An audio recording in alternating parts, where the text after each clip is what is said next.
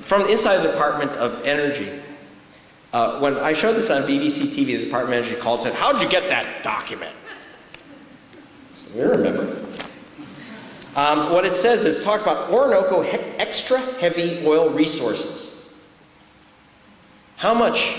Orinoco is in Venezuela, which means it's underneath Hugo Chavez. And it shows that Venezuela has a lot of oil. 5 times as much oil as Saudi Arabia.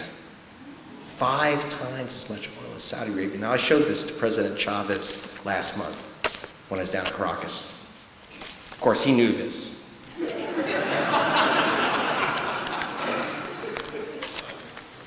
And he says, he knew this, and of course he knew this because if he ever wondered whether the question was whether the United States knew this, and if he ever had any doubts about that, he got the answer from the president's spiritual advisor, Reverend Robertson, Pat Robertson, who said, "Hugo Chavez thinks we're trying to assassinate him, and I think we should just go ahead and do it."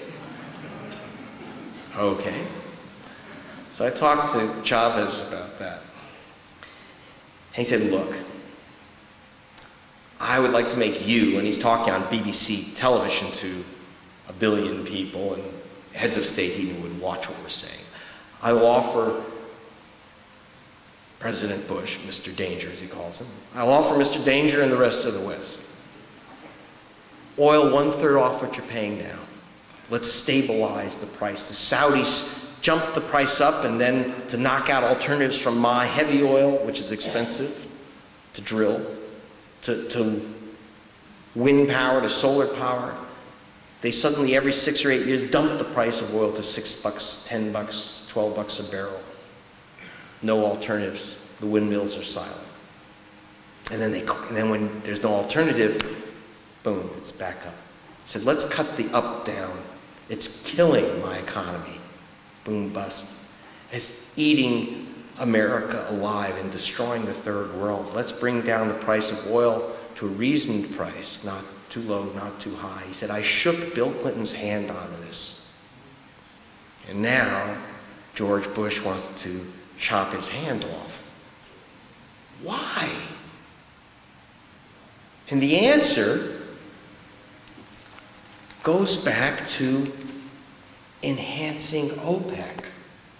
And what do we mean by OPEC? Every oil guy I spoke to said the same thing. OPEC is Saudi Arabia. Saudi Arabia is OPEC. Okay? What's the big deal? Our president, why does our president ride around in that golf cart with King Abdullah of Saudi Arabia? Well, one, he's in a golf cart because George is afraid of horses, right? But it's true. That I didn't make. He's afraid of horses. There's one single picture that we've been able to locate at BBC of George Bush on a horse, and the horse is dead, stuffed. I'm not kidding.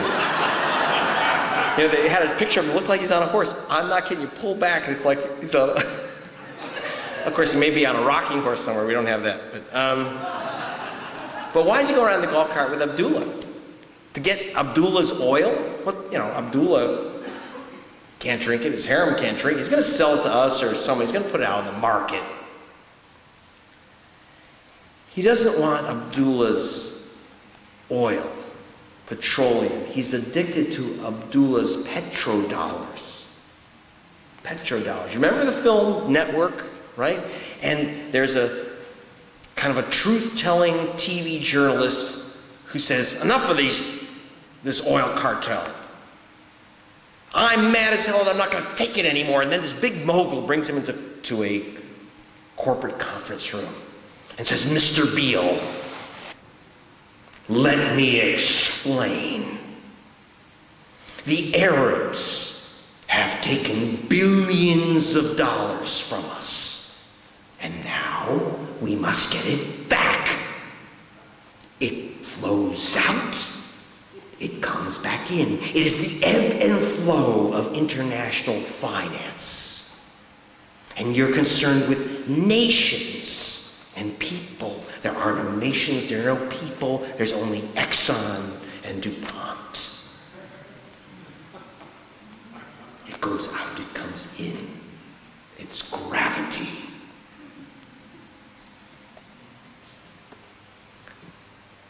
Well, Chavez decided to defy gravity because, see, part of the deal was, besides cheap, stable oil, peace is one. The other, he said, I'll give you the oil, but I'm not giving you the petrodollars. Money for Venezuela stays here in Venezuela. We can't be an oil colony anymore. They got the last big oil boom. Ended with 1 million people living in cardboard shacks on the hills of Caracas. When the money came in this time, I've been there before, and this time when I returned, the same places that were cardboard shacks are now brick houses with computers in them and medical care. Okay? He said, you know, that's what it's for, and it's for Latin America. And to make the point, he just withdrew $20 billion from the United States Federal Reserve. See, Abdullah, here's how it works. The flow, Mr. Beale. They charge $3.50 at the pump. ExxonMobil takes a slice. The Saudis passes on to the Saudis, take a little slice. Jim Bob takes a slice and a slice. And then it comes back. $253 billion went out to the Emirates for their oil and the Arabian Peninsula. $311 billion, a third of $1 trillion, came back, actually more because some of Japan's money was taken and came back to the United States, a little bit to try to buy the ports, but most of it, they're just trying to get the money back. They don't even know where to put it, except most of it goes back in the form of purchases of U.S. Treasury bills and securities to fund George Bush's spending spree, a $2 trillion deficit, a $2 trillion increase in the national debt, 100% of it paid for by these foreign borrowings. The oil is the key. The petrodollars are the key. We don't get taxed. They say, but you are taxed. That's a tax at the pump. So that it goes out and it comes back after these guys take their slice. ExxonMobil by this system, made $10 billion every 3 months this past year.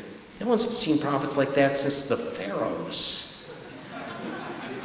Exxon's reserves have grown in value since the war began by $666 billion. 2/3 of $1 trillion, $666 billion. You know. Mission accomplished. $2 trillion. $2 trillion spent supposedly stone sober. And Chavez takes out $20 billion from the United States Federal Reserve, cashes in his treasury bills, and lends the money to Argentina and Ecuador. So he's got a date with the bullets.